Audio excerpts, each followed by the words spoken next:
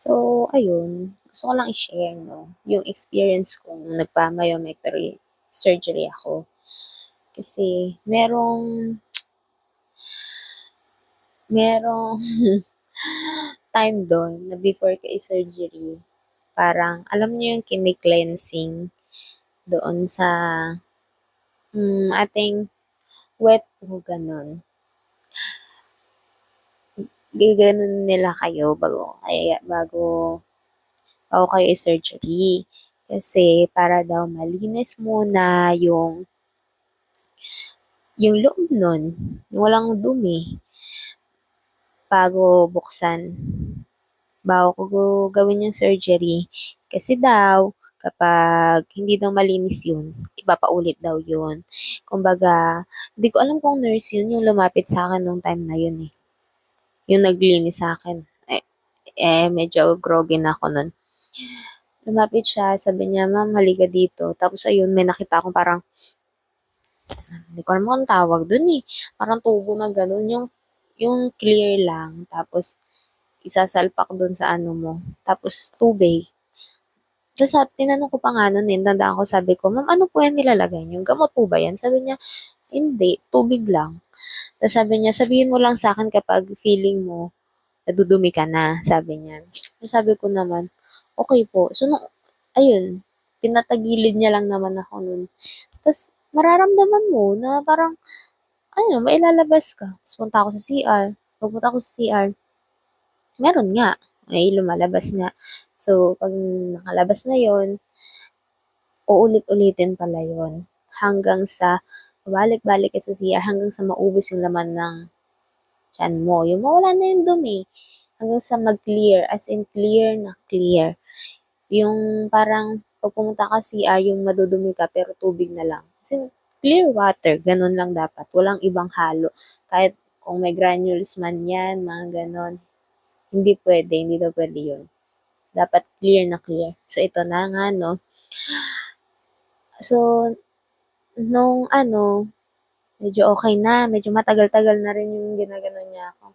Sabi ko, ay ma'am, okay na po, wala na po. Eh, hindi pa naman pwede na sasabihin mo lang na okay na. Sisilipin talaga nila. Pag nakita na clear na, o sige, okay na, pwede na yan. So, after nun, bumalik na ako sa bed ko. Nga pala, nung ginawa yung ganong ano sa akin is siguro mga 2 a.m. yun. 2 a.m., 3 a.m. Basta mga ganun. Ang tagal ko doon. Parang 2 oras niya akong ginaganon. Kasi, wait lang po. O ganun kami. Hindi ko na ang alam ko parang mga 2 or mag 2 hours kami dun sa ganung ginagawa. Eto na, ang surgery ko is 6 a.m. ng umaga.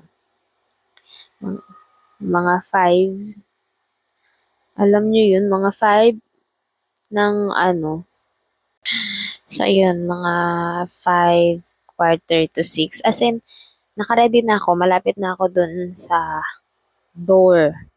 Kasi dadali na ako sa operating room. Ako yung unang-unang isa surgery. Ito na, sabi ko dun sa ano. As in, nakahiga na ako, no? Wala na akong damit. As in, wala na akong ano-ano. Syempre, yung ano lang. Yung damit na sa hospital yung suot ko. Sabi ko, ma'am, wait lang po, sa CR lang po ako. Sabi, sige, bumalik ka agad kasi maya-maya dadaling ka na dun sa operating room. Okay, sabi ko. Eto na, pagdating ko sa CR. Guys, bigla na lang naramdaman ko. Pag upo ko doon, ang dami. Ang daming lumabas. So ako nagulat ako. Sabi ko, loko, ba't ganun? Baka mamaya ulitin pa to. Hindi ko alam kung sasabihin ko ba doon sa nurse or hindi. Pero ang ending, hindi ko sinabi. Hindi ko sinabi na nadumi pa ako nun. So, after ko doon, bumalik ako doon sa higaan ko. Nang parang wala lang. So ako naman, sabi ko naman, mas okay na ata yun na nailabas ko kaysa naman wala. 'Di ba? Nung nailabas ko, Parang okay naman. Kasi ang sabi sa akin ng ano, may mga pagkakataon daw talaga nun. Ang sabi nung nurse sa akin, kung nurse ba yun, may pagkakataon daw talaga na gano'n na kunyari ginaganon nila, inuubos nila, tas akala nila wala na. Tapos, after ilang oras, biglang meron pa pala. Isipin mo nyo, halos pinag-fasting na ako nun eh.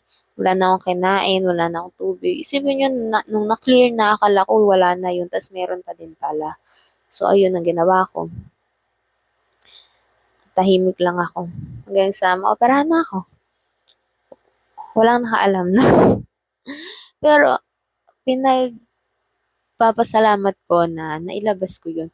Isipin nyo na lang kung hindi ko nailabas, guys. Baka naman sabihin doktor, oh, ang dami mong peanut butter din. So, yun lang. Kaya kung magpapasurgery kayo ng ganun, myomectomy, mm, baka gawin din sa inyo yun. Yan, may ganung scenario kasi. Kanya-kanya experience na lang yan. Yan lang.